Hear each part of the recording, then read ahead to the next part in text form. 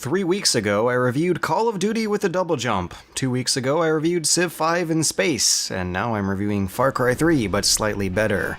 This year of very iterative and often technically challenged sequels is finally winding down, and I'm honestly wondering just where a lot of franchises aim to go from here. Far Cry 4 is one of the more effective iterations, that's why it's Far Cry 3 but slightly better after all. It's not exactly a step down from its predecessor in any way, but that just makes it more difficult to say interesting things about it. It's the same engine, same assets, same menus, same formulas from the last game, but the gunplay is slightly faster and slightly less spongy. There's slightly less upgrading to do. There's an auto-drive button to take away a slight bit of monotony from traveling from A to B. There's some throwable meat to give you slightly more interaction with all the crazy homicidal animals that are everywhere. And thanks to the snowy mountains and chilly pine forests of this new setting, it is slightly closer to actually being Skyrim with guns. That change of setting is honestly the most notable thing about this sequel. Really, the only threads tying together the Far Cry games is their love for outdoor combat, and also the naivete of 80s action movie cliches. Every game is an ultra-violent vacation, built to exploit an exoticized vacation spot, giving us whatever excuse we need to blast away thousands of whoever or whatever may be there. In this case, we're headed to Nepal, which is a setting that doesn't get explored often in video games, or just pop culture in general. I think the last time I blasted away at tigers while flipping around Buddhist ruins was in Tomb Raider 2, and that even was a far cry from where this game is supposed to take place. It's not actually Nepal, of course, because then they wouldn't be able to get away with writing their own backstory for this place. The fictional nation of Kyrat feels just alien enough to actually warrant a sense of adventure. It's a whole lot more tempting to explore all the hidden caves, temples, and ruins that are everywhere when you've never seen them look quite like these before. It's just a shame that, just like in a lot of other recent sandbox games, it's easy to see assets and designs become duplicated as you break into the second half of the map. Also, one weird note, this might be the first sandbox game in years where you can't actually go to those mountains in the distance. For a few missions, Sherpas can teleport you into little instance levels in the Himalayas, but outside of those, your helicopter's just gonna sputter and stall and die if you try to fly to them.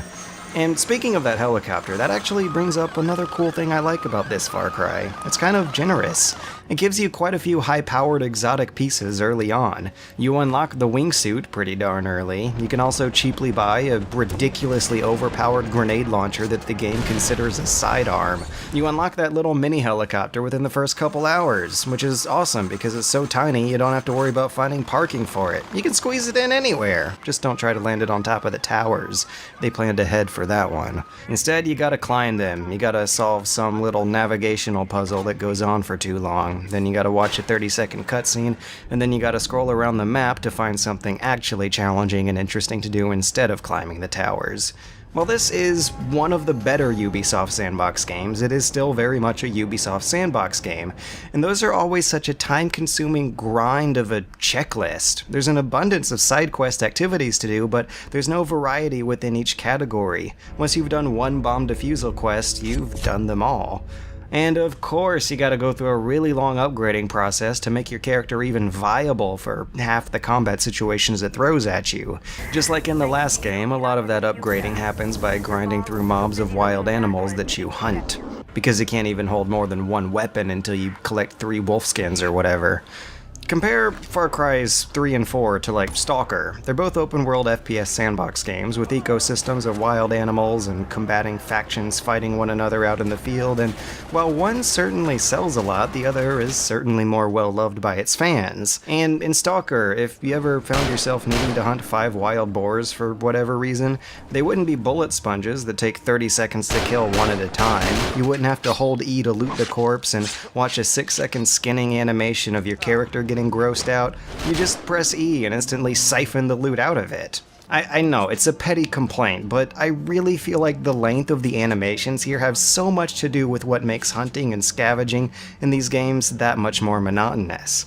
It's unnecessarily time-consuming. It's the same deal with the towers. I swear, there must be a full-time employee at Ubisoft whose sole job it is to design the little puzzles that make up each and every tower in so many of their games.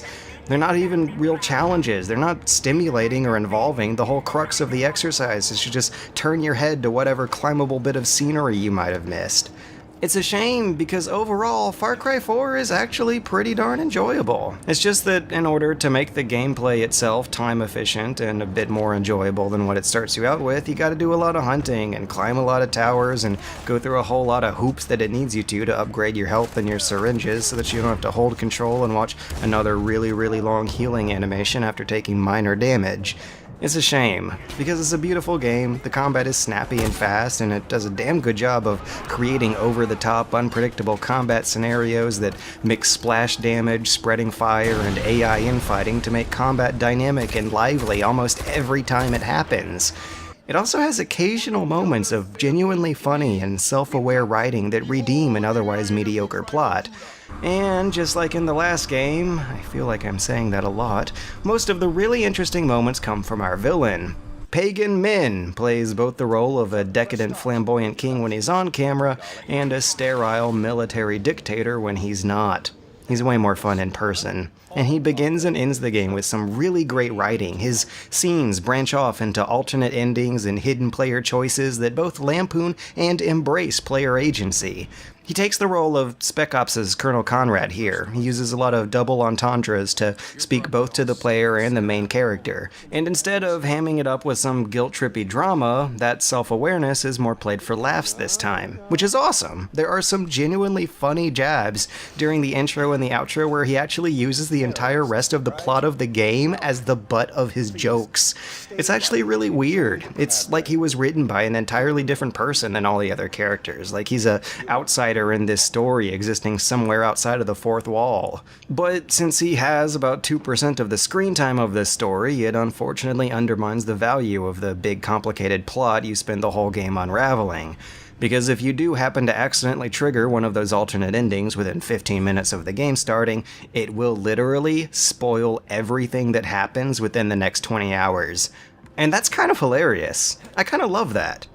Our hero is an estranged Prince of Kyrat who gets involved in a civil war between Pagan Min's men and the revolutionary freedom fighters trying to overthrow him.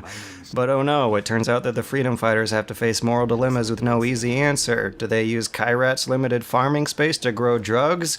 Do they preserve Kyrat's rich cultural heritage that encourages child marriage?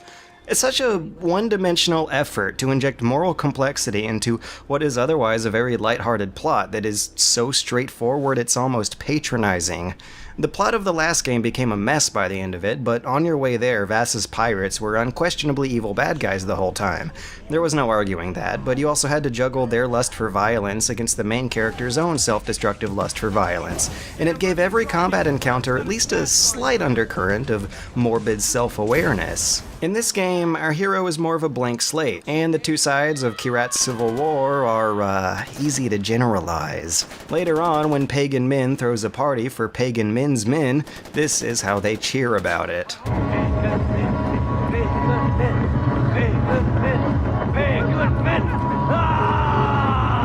It's almost surreal how many of the same problems and the same strengths of the previous game are in the same places in this one. Just like in Far Cry 3, the biggest issue with this plot is incredibly specific. It's that the villain doesn't have enough screen time. The game is far more interesting whenever this guy is around, but that only happens in a handful of instances. Outside of those moments, he's just leaving you angry voicemails. But at the same time, none of that is really a downgrade from Far Cry 3. Instead of being a totally self-aware Lewis Carroll subversion about why people think tribal tattoos are douchey or something, Far Cry 4 is a whole lot easier to follow. Maybe that interview where the writer of Far Cry 3 said he didn't think anyone got it made the next writer come into it with a little bit more humility, but I guess there's something to be said of keeping it simple, stupid. As much of a mess as the last game's plot was, it was still a bit more fun to pick apart than this one. I just wish it had more Pagan Min. So it's a safe iteration that improves a lot on the previous game, and for this reason I'd recommend it above the previous one, but not if you've played that one. You've been there, you've done that, and you're gonna like or hate this game based on the same reasons you liked or hated the last one. It's an insane and excessive action rampage through an exotic backdrop that does a fine job of sparking off satisfying moments of both unscripted and set-piece combat. But it still has that same clunky and slow movement system that causes a lot of cheap deaths and animation glitches. It still runs you through a chore grinder of easy, time-consuming optional content. It goes on longer than it needs to, and if you have completionist tendencies, then be warned. Even something this fun will get old at the 50-hour mark. On its long, long way to the finish line, it loses track of its villains and of the merits that make its writing occasionally shine. Most tragic is this tacked-on multiplayer mode that no one's going to be playing in a couple months. The poor handling of Far Cry's first-person movement doesn't exactly make for an elegant multiplayer game, and the balance between our two teams here is laughably thrown out of proportion, since one team can literally turn invisible at will. It's just so sad to see how much time and effort went into fleshing this part of the game out when the campaign is clearly stealing the show. In fact, the campaign is kind of a multiplayer mode now anyways, since they added in some drop-in, drop-out co-op. It's not a real game changer, it's fun, but totally no frills in its execution. It's probably most practical as a way to efficiently burn through side quests twice as fast. I'd say that the bravest feature in this game is actually the user-made level editor and browser, which you can set up to create a never-ending stream of increasingly strange and creative user-made content. But strange and creative isn't really a good way to describe the rest of the game. There's a hint of enjoyable weirdness to it. There's a bit of it in the writing, and the writable elephants, and the bizarre soundtrack, and the undoubtedly unique choice of setting. It's an entertaining game, but it also represents some of the safest bets a AAA sequel can make.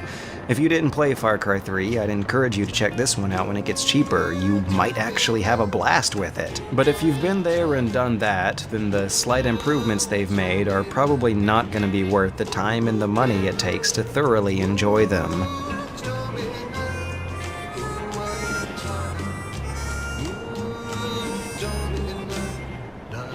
Got up 50